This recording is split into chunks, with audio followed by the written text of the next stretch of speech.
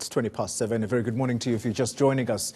The City of Johannesburg is urging residents to use water sparingly and adhere to restrictions. This as the planned shutdown of a tunnel at the Lesotho Highlands Water Project continues. The city says the Vaal Dam is currently just over 53% full. Dhludhlu from the Johannesburg Water joins me in studio now to discuss this. Mr. Dhludhlu, thank you very much for your time. So how's the situation looking in terms of our dam capacities?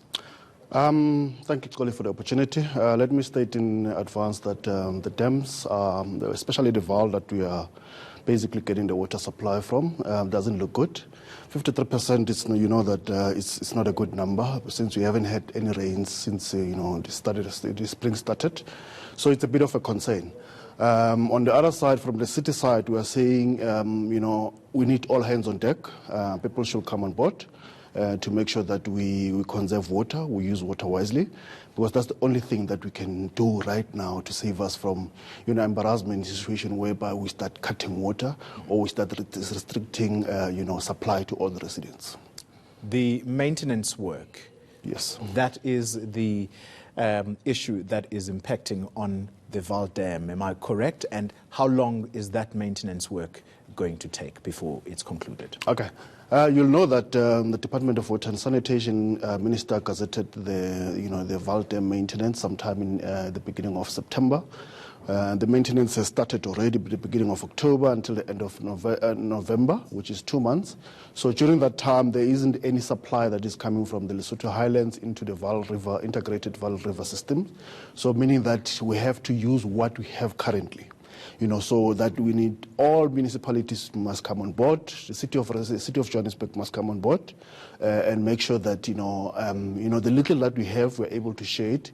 But we need to then start taking steps using water in a sense that we don't find ourselves wanting in a way. What's the risk if residents do not adhere to these restrictions? Remember, if you're sitting at 53 now, it means only about 43% of it is usable. And then it means now the supply that we're getting, the 1.6 billion that we're getting on a daily basis from Rand Water to Johannesburg Water, is going to be limited. And then it means now we need to start throttling our reservoirs to the residents. So supply will start being minimal or being affected. Possible penalties if some of us do not adhere to the restrictions to use water sparingly? Yes, we still urge all residents to report all the people who are not adhering to water restrictions. But you'll recall that water restrictions, level 1 restrictions actually in the City of Johannesburg, have been in place for the past 2 years. And, we still find people, still, washing their pavements with their hose pipes, washing their cars during the day or, irrigating their gardens during the day, which is uncalled for. So we urge all the residents to come on board.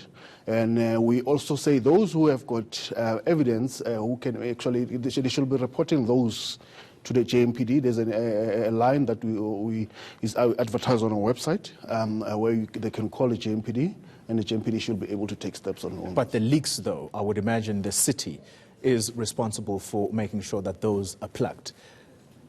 That is correct. As and when we get reports of leaks, they're reported through our call center. We then dispatch teams to go and attend to those.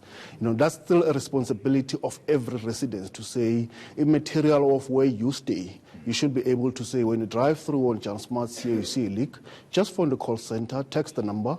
There's numbers on our social media pages. There's numbers on our website where you can even send an SMS to say they have found a leak or saw a leak in this point, and the teams will be dispatched at a particular point.